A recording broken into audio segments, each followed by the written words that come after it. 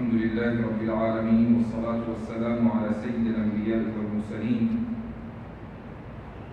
وعلى آله وصحبه أجمعين أما بعد. The last two chapters of the Quran are known as Mu'awwadatayn. The first surah in these two set of surahs is known as Surah Al-Falaq, Qul A'udhu bi Rabbil Falaq. And the second surah is Surah Al-Nas, Qul A'udhu bi Rabbin Nas. Rasulullah sallallahu alayhi wa sallam once said to one of his companions, should I teach you something like of which was never revealed in the Quran before, nor in Torah or Zabur or any other heavenly scripture? So that Sahabi, that companion, said, why not, Ya Rasulullah? And then Rasulullah sallallahu alayhi wa sallam in the following salah recited these two surahs, and according to a narration it was Fajr salah. And after he completed the salah, he asked, did you learn those two surahs? And how did you find them? These two surahs are called Mu'awwadatayn. Abdullah ibn Mas'ud radiyallahu anhu, a great companion of Rasulullah alayhi salatu wasalam, it is reported about him, it is said about him, that he used to believe that these two surahs were not part of the Quran. They were not part of the Quran according to Abdullah ibn Mas'ud radiyallahu anhu in one opinion. And some of the Mufassirin say that Abdullah ibn Mas'ud radiyallahu anhu used to think that these surahs were given to Rasulullah sallallahu alayhi wa sallam only for the purpose of healing and curing others, but not for the purpose of reciting. However, Ibn Kathir rahimahullah, another famous Mufassir, mentions in his tafsir that Sayyidina Uthman ibn Affan radiyallahu anhu, in his Khilafah, one of the greatest achievements of his Khilafah is that he made 5 unified copies of the Quran, and he sent each copy, 4 copies to different parts of the Islamic world, and 1 copy was in Medina. So in those 5 copies of the Mus'haf, these two surahs, Qul A'udhu bi Rabbin Nas, Qul A'udhu bi Rabbil Falaq, and Qul A'udhu bi Rabbin Nas were included. And that made Ibn Mas'ud radiyallahu anhu reconsider his position. And that's when he thought that if these two surahs were added, were included in the Mus'haf of Uthman ibn Affan radiyallahu anhu, then definitely they are part of it. They're part of the Quran. The point is that these two surahs are very important. And why they're so important? One day, in fact, we know there's a story in Sirah that Rasulullah sallallahu alayhi wa sallam once saw a dream. In that dream, he saw that 2 angels came and they're talking to each other. This is the time when Rasulullah sallallahu alayhi wa sallam was affected by black magic. So these 2 angels were talking to each other, and he's seeing them in dream. So one says the other, and he's seeing himself on his bed and angels right next to it. So one says to the other, what happened to him? The other responds, he is affected by black magic, maskur. He is sihr. Then the first person asks him, really? Who did it? So the other responds, the guy who did it, his name is Labid ibn al-A'sam. Oh, and how did he do it? So the other angel responds, he says that he was able to find a hair that belonged to Rasulullah sallallahu alayhi wa sallam, and he tied 11 knots in it. And then he put it in the leaf, and then fold it, put it under a stone in a well. So the first one again asked, and where is that well? He says the name of that well is Bi'u Bazwan, and it's located, in that location. And then Rasulullah sallallahu alayhi wa sallam saw that well in that dream. Next morning when he woke up, he took some of his companions to that well, and he looked for that stone. They found it, and under it there was a leaf folded, and in that folded leaf there was a hair that belonged to Rasulullah sallallahu alayhi wasallam with 11 knots. And Rasulullah alayhi salatu wasalam untied each knot. And the moment as he was untying it, he was feeling victory right there. And he was also recommended to recite these two surahs. قُلْ أَعُوذُ بِرَبِّ الْفَلَقِ and قُلْ أَعُوذُ بِرَبِّ النَّاسِ. And look at the translation of the 11 ayat of these two surahs. Allah subhanahu wa ta'ala says that, say, أَعُوذُ بِرَبِّ الْفَلَقِ. I seek refuge in the Lord of Dawn, رَبِّ الْفَلَقِ. مِنْ شَرِّ مَا خَلَقَ. From the evil of what He created. وَمِنْ شَرِّ غَاسِقٍ إِذَا وَقَبَ. And from darkness when it spreads. وَمِنْ شَرِّ النَّفَّاثَاتِ فِي الْعُقَدِ. And from the evil of those who blow in knots, meaning those who practice black magic. وَمِنْ شَرِّ حَاسِدٍ إِذَا حَسَدَ. And from the evil of envier when he envies. Here in this surah, Allah subhanahu wa ta'ala mentioned one sifat, one of His characteristics. And then He talked about 4 evils. And what is that characteristic that He mentioned? Rabbil Falaq, the Lord of Dawn. And what are those 4 evils? Min sharri ma khalaq, number 1. Sharri ghasiqin idha waqab, number 2. Sharri naffathati, number 3. And hasidin idha hasad, sharri hasidin idha hasad, number 4. So 4 shar, 4 evil, and 1 characteristic of Allah. Then the next surah begins. Allah subhanahu wa ta'ala says, قُلْ أَعُوذُ بِرَبِّ النَّاسِ. Say, I seek refuge in the Lord of mankind. Malik al-Nas, in the King of mankind. Ilah al-Nas, in God of mankind. And then what comes after that? 1 shar. Min sharr al-waswas al-khannas. From the evil of whisperer al-khannas, who withdraws. الذي يوسوس في صدور الناس, the one who whispers in hearts of people. من الجنة والناس. And that those whisperers are from jinn and from men. Now in this surah, Allah subhanahu wa ta'ala mentioned 3 of His qualities. رب الناس, ملك الناس, and إله الناس. And after mentioning 3 qualities, there comes 1 shar. شر الوسواس الخناس. Only 1. So in the first surah, Surah Al-Falaq, 1 quality versus 3 shar. And in the second surah, Surah Al-Nas, 3 qualities versus 1 shar. What is the reason behind that? See, those 4 shar that are mentioned in Surah Al-Falaq, all of them are related to dunya. All of them are related to dunya. Min sharri ma khalaq, from the evil of what He created in dunya. Min sharri ghasiqin idha waqa, from the evil of darkness when it spreads, where in dunya. If someone is affected, is harmed by darkness and by evils who practice, by evil people who practice evilness in darkness, that will harm and that will damage his dunya only. وَمِن شَرِّ النَّفَّاثَاتِ فِي الْعُقَدِ, and those who practice black magic. So if one is affected by black magic, it's going to hurt him only in his dunya. When he dies, then he's recovered automatically. And after that, وَمِن شَرِّ حَاسِدٍ إِذَا حَسَدٍ, people who envy us, people who have jealousy, who have problems, who don't like your position, your job, your family, your progress, your money, your wealth. They have problems with everything. Yes, their evil eye can hurt you, but only in this dunya. They cannot take away your amal. They cannot cause any loss to your akhirah. So these 4 shar that Allah subhanahu wa ta'ala mentioned, all of them in Surah Al-Falaq are related to dunya. But the shar that He mentioned in Surah Al-Nas is related to akhirah.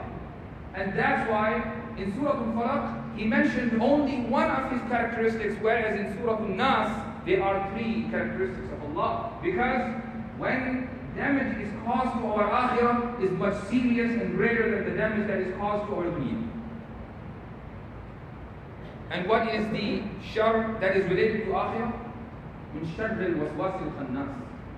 The shar, the evil of waswas, and waswas means here shaitan, who whispers in our heart, who instigates us, who takes us away from our deen, our akhirah, who teaches us how to play evil in this dunya and how to ruin our a'mal. So obviously, when our akhirah is ruined on the cost of dunya, that is a greater loss. But if only dunya is ruined, akhirah will be secure. That's a minor loss. That's the reason why Allah subhanahu wa ta'ala mentioned only one quality in the first surah, whereas there are three qualities in the second surah. Another important point is that Surah Al-Nas being the last chapter and Surah Al-Fatiha being the first chapter of the Quran, they are connected to each other. In fact, every single surah, there is a reason why it is there. Why Surah Al-Fatiha is, why Surah Al-Baqarah is after Surah Al-Fatiha, and why Surah Al-Imran is after Surah Al-Baqarah. There is a reason behind that. It's not like some Sahaba sat together and they randomly picked one surah to be, after Surah Al-Baqarah and another after Surah Al-Imran. No, that didn't happen. It's also tawqif, it comes from Allah. So Surah Al-Fatiha is the first chapter and Surah Al-Nas is the last chapter, and there is a very strong connection between the two because Allah subhanahu wa ta'ala mentioned the same three qualities in Surah Al-Fatiha as well. Alhamdulillahi Rabbil Alameen, the Lord of all worlds. And there in Surah Al-Nas, the last chapter, Rabbin Nas, the Lord of mankind. In Surah Al-Fatiha he says, Maliki Yawmiddin. And in Surah Al-Nas he says, Malikin Nas, the King of all mankind. And then in Surah Al-Nas he says, Ilahin Nas, the God of mankind. And what is the meaning of God? One who is worthy of worship. And in Surah Al-Fatiha he says, Iyaka na'budu wa iyaka nasta'een. We worship you only and we seek your help. So there in Surah Al-Fatiha, the three qualities perfectly match with the three qualities in Surah Al-Nas. And what is the reason? Why only these three qualities? Look, the first quality is Rabb. Rabb means Rabb.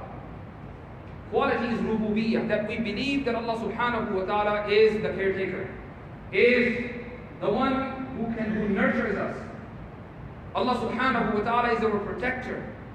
That's the meaning of Rububiyyah.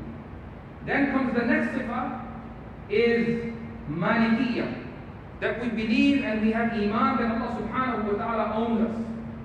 We don't own anything. Everything that we own also belongs to Allah. And the third thing is Ilahin Nas, that if we have to worship, then we have to worship Allah subhanahu wa ta'ala one and only. The first chapter and the last chapter, both of them remind us that we have to maintain our aqidah throughout our life. Our beginning should be with the sound and correct aqidah. And similarly, when we depart this dunya, when we leave this dunya towards akhirah, we must have sound and correct aqidah in our heart. If that aqidah is messed up by the time we are on our deathbed, it means we are ruining our akhirah. So that's the reason why these three sifat are repeated in the last chapter of the Quran. Dear brothers and sisters, a very important ayah that Allah subhanahu wa ta'ala revealed in Surah Al-Falaq is min sharrin naffathati fil uqad. And this is a very common problem in our society that, people who hate us, people who have jealousy and problems, they find different ways to hurt us, to hurt not only us physically, but also they try to hurt our reputation. That's why Mufassirin,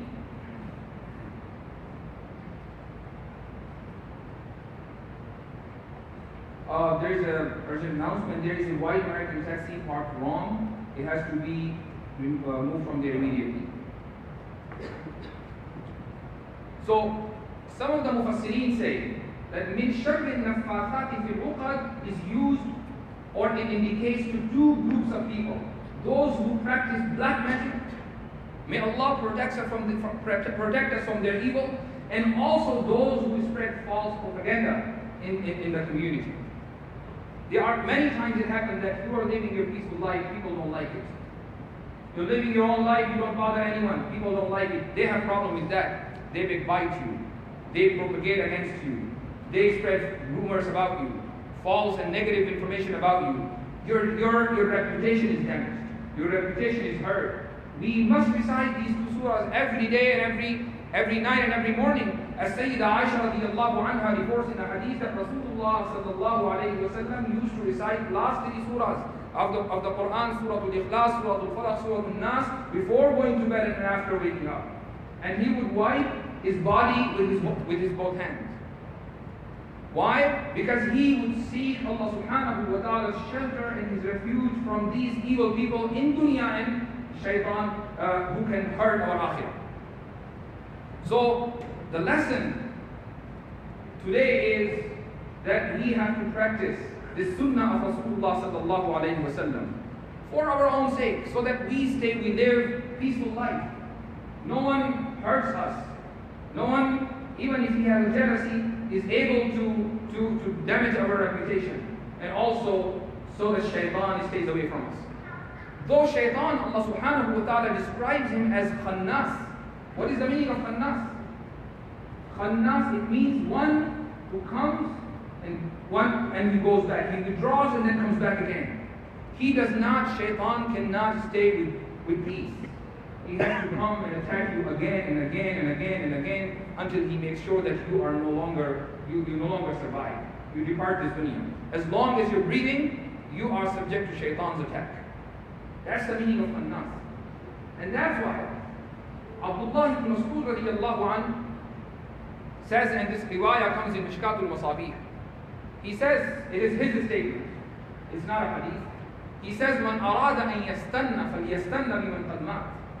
If you really want to make someone as your role model, then make someone who has passed away already. Though if someone you know, he can be a living legend. He can be the most pious individual on earth. He can be the biggest scholar. But he should not be your role model. Why? Because if he becomes your role model, and you look on him, you look upon him, and you only see guidance through his life, what if shaitan attacks him and ruins his akhirah and distracts him from his straight path? Your iman will also be hurt. So that's why your role models should be those who have passed away. And first of all, your role model should be only Rasulullah sallallahu alayhi wa sallam. And after that, of course, Sahaba and companions of Rasulullah alayhi salatu wasalam. And after them, Tabi'een and Imam of Hadith and Fiqh. And of course, those people that we know and we study their life and we know that they were pious and they no longer among us. They can be our role model. We can get the lessons of their of life and implement them in our life. But if someone is still alive and he is very pious, he is the biggest scholar, he is whatever. But Abdullah ibn Mas'ud radiallahu anhu says that make sure he is still the target of khannas, shaitan, who comes and makes sure that no one stays with rest in akhirah, in peace in the akhirah. So he comes and attacks again and again. So that's why we must keep reciting these 2 surahs every time we sleep and when we wake up. And how does shaitan attack? Ordinary people, common men. Shaitan simply comes and distracts them from a'mal salihah, from good deeds. The reason why we don't pray on time, the reason why, despite of our ability to perform Hajj, we don't go for Hajj, we don't go for Umrah, we don't do good deeds, because it's shaitan who is doing his hunts, who is coming and attacking again and again, and is telling us that, look, if you go for Hajj, it costs $10,000, you'll be broke. Don't go. So who's saying that? It's shaitan who's reminding us that, you will be poor. He's threatening us from poverty. And that's why many of us who can try and perhaps they can afford, they don't go for Hajj. And most people who have already performed their Hajj, or they are in their journey of Hajj, how does shaitan attack them? By creating pride, developing pride in their heart, by developing this notion that you are at a blessed journey and all your sins have been forgiven, and by instigating you to argue and fight with your fellow Hajjaj, those pilgrims that are there. And we see that when you go for Hajj, you see that all the time. As soon as people land at the airport, though Allah subhanahu wa ta'ala commanded them, La jidala fil Hajj, don't argue, no fight. But as soon as we go there, what happens at the airport? When we have to wait in in long lines in the immigration, we say, you know, these guys are not doing their duty. And then we start complaining, and we forget how people in the past used to do Hajj. They would spend months and months just to get there. And we are not able to wait for a few hours extra. So this is the example. This is what happened with people who go, who get the tawfiq to do Hajj. We make sure some of us, inshallah, will be there on this blessed journey. Make sure that you avoid and stay away from jidal fil Hajj. La jidal fil Hajj is a very important command in the Quran, and jidal is a very effective tool of shaitan. It's a very effective tool of shaitan. And then what happens when we move, when we go to Mecca, especially in Mina, we start thinking of the travel agent. You know, he didn't provide the service that he promised. It's possible that he deceives. Yes, the possibility is there. But remember one thing, that if he deceives, he will be accountable. He will be accountable before Allah. But at the same time, there are so many things that are not in his control. So start complaining. You are not there for tourism. We don't go there to spend vacation. In fact, there is a hadith, Rasulullah sallallahu alayhi wa sallam says, that towards the end of this dunya, the signs of the Day of Judgment is that rich people will go there with the intention of tourism. Middle class will go there with the intention of tijara and business. And ulama and qurra will go there just to show off. To tell people, look, I did 20 Hajj in my life, and I do Umrah every year. And then poor people will go there to beg. And this is exactly what's happening. Many people go there for business. Many people go there just to show off. So this is one of the signs of Day of Judgment, and that's how shaitan attacks us. So dear brothers and sisters, these two surahs are very important. It protects us. They protect us from shayateen ins and shayateen jinn. Because shaitan are in both groups. They are among human, they are also among jinn. And that's why Allah subhanahu wa ta'ala says, min al-jinnati wal nas. The last ayah of the Quran. Shaitan who inspires, and who whispers, and these whisperers are, some of them from jinn, and some of them are from shaitan. From insan, from human being. May Allah subhanahu wa ta'ala protect us from the evil of those who practice evils, from black magic, from the evil that Allah subhanahu wa ta'ala created, from the evil of those who blow in knots, from the evil of whisper, and from the evil of shaitan. جزاكم الله خير الجزاء وآخر دعوانا الحمد لله رب العالمين.